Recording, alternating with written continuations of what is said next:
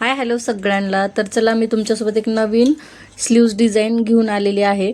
खूपच सुंदर आणि ट्रेंडिंगमधलीच आहे. खूप छान दिसते आणि अशा प्रकारचे ज्यावेळेस ब्लाऊज येतात ना त्यासाठी तर बेस्ट आहे. तर तुम्ही बघू शकता इथं स्लीवची हाईट जी आहे ती पण खूप कमी होती, म्हणजे स्लीव्ज हाईट. तर त्या अकॉर्डिंग मला ते काठ ठेवून वरती डिझाईन क्रिएट करायची होती, तर मग मी अशा प्रकारे केलेली आहे.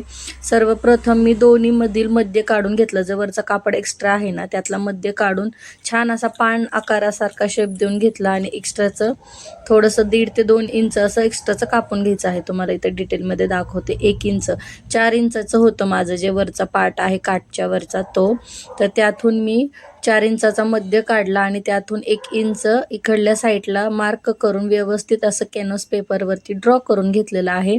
आणि छान असं कडनी 1-1 ते 1.5 इंच तुम्हाला हवं असं एक्स्ट्राचं फॅब्रिक ठेवून कॅनव्हास पेपर एक्स्ट्राचा कट करायचा आहे. नंतर तो अस्तरच्या फॅब्रिकवरती छान असा मी प्रेस करून चिटकावून घेतलेला आहे आणि त्याला छान असा आता स्टिच करून घेणार आहे. सिंपल सोबर आपली स्लीव्स जी आपण नॉर्मली स्टिच करतो तशा प्रकारे स्टिच करून घेतलेली आहे. आणि त्यानंतर हा वरती पॅच आपण असा वेगळा एक्स्ट्राचा तयार करून घ्यायचा आहे. शक्यतो हे जे स्लीव्ज असतात किंवा असे जे स्लीव डिझाईनचे पॅटर्न किंवा बॅक तर ते शक्यतो कॅनव्हासवरतीच ड्रॉ करायचे, कारण त्याने फिनिशिंग खूप छान येते.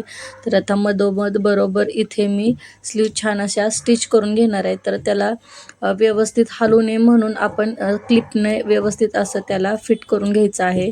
तर मी ते क्लिप लावून छान असं व्यवस्थित कट करून फिट करून घेतलेलं आहे. आणि त्यानंतर मी ते बारीक टीप, म्हणजे आपली जी मशीनची 5 नंबर टीप 3 नंबर टीप असते तर त्यातली सगळ्यात बारीक टीप आपण इथे टाकून घ्यायची, कारण त्यानंतर वरनं जरी टीप नाही आपण मारली तरी चालते. आणि त्याला छान असं कट करून आतमधला पार्ट काढून टाकला आणि छान असे छोटे छोटे कट्स देऊन घेतलेले आहेत.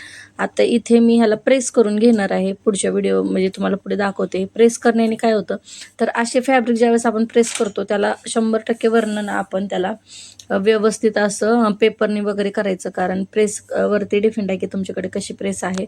तर माझ्याकडली जी प्रेस आहे ती थोडीशी असं कापड जास्त कॅच करते, त्यामुळे मग मी त्याला पेपर ठेवून छान असं प्रेस करून घेतलं. तुम्ही बघू शकता प्रेस केल्यामुळे जे वरचा आपला हे होता कॅनव्हास होता ना आणि जे फॅब्रिक होतं ते आतमध्ये गेलं आणि कॅनव्हास व्यवस्थित असं कापडावरती चिटकावून बसतं, त्यामुळे फिनिशिंग 1 नंबर येते.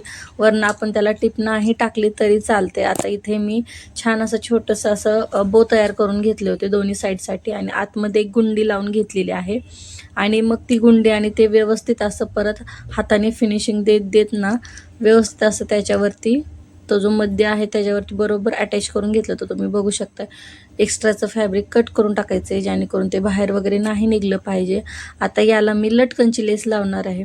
काही करायची गरज नाही, एवढ्यानेच ब्लाऊजचा लुक एवढा सुंदर येतो. तर इथे मी खूप सुंदर अशी लटकनची थोडीशी हेवीतली वापरली, कारण हा बारशाचा ब्लाऊज होता, त्यांना बारशालाच द्यायचा होता मला. त्याच्यामुळे मग मी थोडीशी जरा हेवीतलं लुक द्यायचं होतं. तर त्यांना बॅक साईडला काहीच नको होतं, सिम्पल सोबर मटका गळा टाकला होता त्यांनी. तर ते अकॉर्डिंग मग मी बॅक साईडनं छान अशी स्लीव्जला छान अशी लटकनची लेस लावली. तर ह्यात पण खूप प्रकार आहेत, पण ही थोडीशी मी हेवीतली लावलेली आणि जास्त भरगच्च होती. ह्यातनं विरळ पण भेटतात, पण ही खूप सुंदर होती.